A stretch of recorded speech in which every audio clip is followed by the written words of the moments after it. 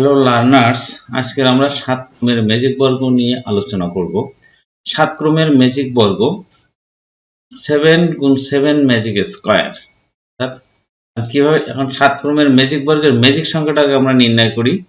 7 ক্রমের ম্যাজিক বর্গের ম্যাজিক সংখ্যা আমরা কি সূত্র আছে, n into n square plus 1/2। এটা হচ্ছে ম্যাজিক সংখ্যার সূত্র। এনটা হচ্ছে যেহেতু 7 ক্রম অর্থাৎ 7 ক্রম, তাহলে n সমান এখানে হবে 7 আর n এর স্কয়ার মানে 7 এর স্কয়ার প্লাস 1/2 সমান কত হচ্ছে 7 49 যোগ 1/2 সমান 7 গুণ 50/2 25 সমান 725। তাহলে কত হচ্ছে 175। 575 হাতে 3 7 14 আর 3 17। তাহলে 7 ক্রমের ম্যাজিক বর্গের ম্যাজিক সংখ্যা হচ্ছে কত? 175। এটা হচ্ছে 7 ক্রমের ম্যাজিক বর্গের ম্যাজিক সংখ্যা। এখন আমরা 7 ক্রমের ম্যাজিক বর্গ কি করে নির্ণয় করতে হয় বা লিখতে হয় আমরা সেটা দেখব। 7 ক্রমের ম্যাজিক বর্গ। 7 ক্রমের ম্যাজিক বর্গে কি থাকে? এভাবে কলাম আছে 7টা আর এভাবে সারি আছে কয়টা? 7টা। এই যে প্রথম সারিতে যে 3 নাম্বার ঘর অর্থাৎ 1 2 3 চতুর্থ ঘর, এটা হচ্ছে মাঝে, এপাশেও 3টা ঘর, এপাশে 3, তাহলে 1 2 3 4 এই চতুর্থ ঘর থেকে আমরা শুরু করব। কত লিখবো? প্রথমে 1 দিয়ে শুরু করব। চতুর্থ ঘরে দিব কত? 1। আর এইখান থেকে আমরা এই যে পদ্ধতিটা শিখলাম, অ্যারো চিহ্ন দিয়ে আমরা এখানে লিখলাম যে এদিকে আমার কোনো ঘর নাই খালি, কিন্তু এইদিকে আমার একটা কলাম আছে এবং এই কলামটার সর্বশেষ যে ঘরটা এখানে আমি দেব 2, অর্থাৎ সর্বশেষ সারি। ওই কলামের সর্বশেষ সারিতে আমরা দিব কত? 2। এবার 2 দেওয়ার পরে আমি এখান থেকে 2 দেওয়ার পরে আমি এদিকে দিব অ্যারো চিহ্ন, তাহলে এখানে হবে কত? 3। এখান থেকে এদিকে যাব, এখানে হবে কত? 4। এইখান থেকে আমি এদিকে অ্যারো চিহ্ন দিব। অ্যারো চিহ্ন দেওয়ার পরে আমার ঠিক আগের মতো এদিকে কোনো ঘর বা কোনো সারি, কলাম বা সারি ফাঁকা নেই, কিন্তু এইদিকে এই সারিটা আমরা পাচ্ছি। এই সারির সর্বশেষ যে ঘরটা আছে অর্থাৎ বাম পাশে যে ঘরটা আছে ওইখানে লিখবো 5 লিখে ঠিক এখানে আবার একটা অ্যারো চিহ্ন যদি দিই তাহলে এদিকে যাচ্ছে, এখানে লিখবো আমরা 6। এখান থেকে আর একটা অ্যারো চিহ্ন দিলে এদিকে যাচ্ছে, তাহলে এখানে লিখবো 7। এবার অ্যারো চিহ্ন এইভাবে দিলাম। তারপরে যে ঘরটায় যাওয়ার কথা এখান থেকে অ্যারো চিহ্ন দিলে আমার যে ঘরে যাওয়ার কথা সে ঘরে কিন্তু 7 এর পরে যে ঘরটা আসার কথা সেটাই আগের থেকে দেওয়া আছে। এরকম ক্ষেত্রে বলছিলাম আগের করার সময় আগের বর্গ নির্ণয় করার সময় বলছিলাম এই যে ঘরে আমার সংখ্যা বসানোর কথা সে ঘরে যদি অলরেডি সংখ্যা আগে থেকে বসে থাকে তাহলে আমরা আবার সেই 7-এ ফিরে আসবো, এসে তার ঠিক নিচের যে ঘরটা থাকবে সেই ঘরটাতে আমরা বসাবো। এখানে আমরা বসাবো কত? 8। এবার ঠিক এই জায়গা থেকে আমরা এদিকে যাব, তাহলে এখানে বসাবো কত? 9। এবার ঠিক এখান থেকে আমরা এদিকে গেলে এখানে বসাবো হচ্ছে আমরা 10। আবার অ্যারো চিহ্ন এইভাবে যাবে, এই অ্যারো চিহ্ন এদিকে কোনো ঘর নেই বা সারি বা কলাম নেই, কিন্তু এখানে এই কলামটা আছে। ঠিক এই যে কলামটা, এই কলাম বরাবর যে আমরা এখন কলামের সর্বশেষ যে সারি অর্থাৎ নিচে যে সারিটা আছে ওইখানে আমরা লিখবো। এখানে লিখবো কত? 11। এখানে আমরা লিখবো কত? 11। এবার এখান থেকে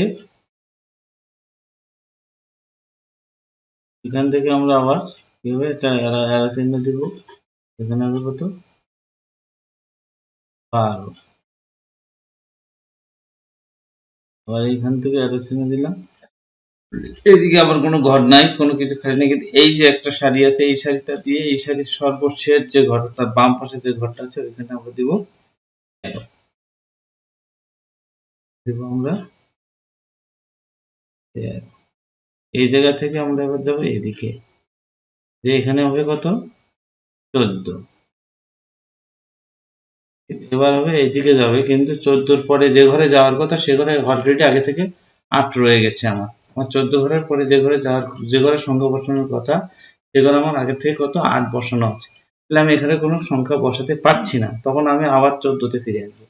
14 ঠিক নিচে যে ঘরটা আছে ফাঁকা, ওই ঘরটাতে আমি 15 বসাই দিব। ওই ঘরটাতে আমি কি করব, 15 লিখব।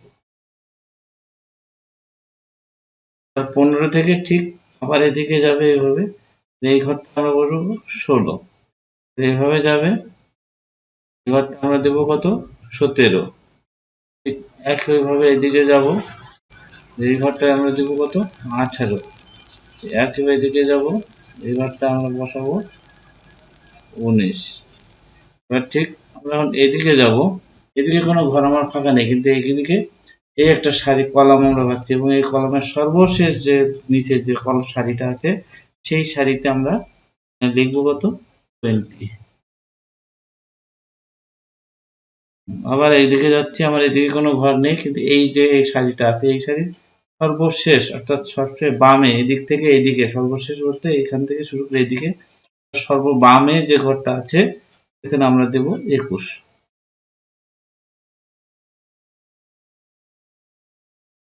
দেওয়ার পর আমার এদিকে যাওয়ার কথা, কিন্তু যে ঘরে যাওয়ার কথা সে ঘরে আগে থেকে আমার 15 রয়ে গেছে। 15 রয়ে গেলে ঠিক আগের মতোই আমরা আবার 21-এ ফিরে আসবো। এসে 21-এর নিচে যে ঘরটা খালি আছে ওই ঘরটা আমরা দেব কত, 22। 22 থেকে আমরা আবার এদিকে যাব, এই ঘরটা আমরা দেব 23। এখান থেকে যাবো এদিকে যাবো, এটা দিব আমরা 24। এটাতে আমরা দেব 25। এটাতে আমরা দেব 26। তারপরে এখান থেকে এদিকে যাব, এটা দেব 27। তারপরে এদিকে যাব, আমরা দিব 28। তারপর আমাদের কোথায় যাবে, এইখানে যাবে। এখন আমার এইখানে যে এটা অ্যারোটা আমি পাইলাম, এই অ্যারোর কি হচ্ছে, এই অ্যারোর এদিকেও কোনো ঘর বা কলাম বা সারি নেই, এদিকেও কোনো কলাম বা সারি নাই। ঠিক আগের মতো। তাহলে এবার আমি কোথায় যাবো, এরকম ক্ষেত্রে হলে আমি আবার কোথায় কি করবো, এই 28-এ ফিরে আসবো। এসে 28-এর নিচে যে ঘরটা আছে ওই ঘরটাতে আমি বসাবো। এখানে বসাবো 29। ঠিক এবার এদিকে যাবো, এদিকে এদিকে কোনো ঘর নেই, কিন্তু এখান থেকে এদিকে একটা সারি আছে। এই সারির সর্বশেষ যে ঘরটা বামে, অর্থাৎ এই সারির এখান থেকে শুরু করে সর্ববামে যে ঘরটা আছে সেখানে আমরা দেব কত, 30। একইভাবে এখান থেকে আবার অ্যারো চিহ্ন দিব। এদিকে কোনো ঘর নেই, কিন্তু এই অ্যারোর এদিকে একটা কলাম আছে, এই কলামের সর্বশেষ অর্থাৎ সবচেয়ে নিচে যে সারিটা আছে এই সারির যে ফাঁকা ঘর এইখানে আমরা দিব 31।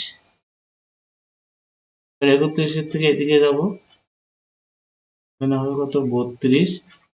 এখান থেকে এদিকে যাব, এখানে হবে কত, 33। আর এখান থেকে এদিকে হবে কত, 34। কত হবে, 34। এখান থেকে আমরা এদিকে যাব, তাহলে হবে কত, 35। ঠিক এবার যাবে এদিকে, কিন্তু এই যে ঘরে যাওয়ার কথা সে ঘরে আগে থেকে 29। 35-এর পর যে ঘরটায় সংখ্যা বসানোর কথা 36, সে ঘরটা আগে থেকে আমার 29 রয়ে গেছে, তাহলে ওইখানে আর বসানো যাচ্ছে না। আমরা আবার 35-এ ফিরে আসবো, এসে তার ঠিক নিচে যে ঘরটা ফাঁকা আছে ওই ঘরটায় দেবো 36। আর 36 থেকে পরে এসে দেবো 37। 37 এখানে যদি আরো দিই, আমার এদিকে কোনো ঘর নাই, কিন্তু এইখানে এই যে কম সারিটা সেই সারির সর্ববামে যে ঘরটা খালি আছে ওইখানে দিয়ে আমরা দেবো 38। লিখবো, এদিকে যাব, এখানে দেবো 39। ঠিক এবার এখানে যে অ্যারোটা দিলাম, এদিকে কোনো ঘর নেই, কিন্তু এই অ্যারোর এই যে কলামটা সেই কলাম সর্বশেষ অর্থাৎ সবচেয়ে নিচে যে ঘরটা আছে এখান থেকে যে এই যে এখানে বসাবো হচ্ছে 40। এবার এখান থেকে এদিকে যাব, বসাবো হচ্ছে 41। এদিকে যাব, বসাবো হচ্ছে 42। এবার এখানে এসে 36, 42-এর পরে যে ঘরটায় যাওয়ার কথা সেখানে আগে থেকে 36 রয়ে গেছে, এখানে আমি কোনো সংখ্যা বসাতে পারছি না। তাহলে আমরা আবার 42-এ ফিরে আসবো, ফিরে এসে 42-এর নিচে যে ঘরটা আছে ওই ঘরটাতে আমরা দিব 43। আর ওর থেকে এদিকে দিয়ে দিব 44। আর 44-এর পরে দিব 45। এবার আবার এরো চিহ্ন দিলাম, দিয়ে এদিকে ঘর নাই, কিন্তু এইখানে এই পাশে যে একটা সারি আছে, এই সারির সর্ববামে একটা ঘর খালি আছে, তাহলে এইখানে বসবে 46।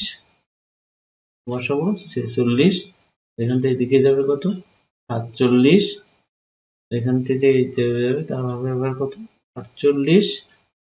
এরপরে যদি এদিকে যায় তাহলে এখানে কোনো ঘর নাই, কিন্তু এই যে কলাম, এই কলামের সর্বনিচে একটা ঘর আছে, এই ঘরটায় বসবে। এইভাবে আমাদের 7 কলমের ম্যাজিক বলব লেখা হয়ে গেল।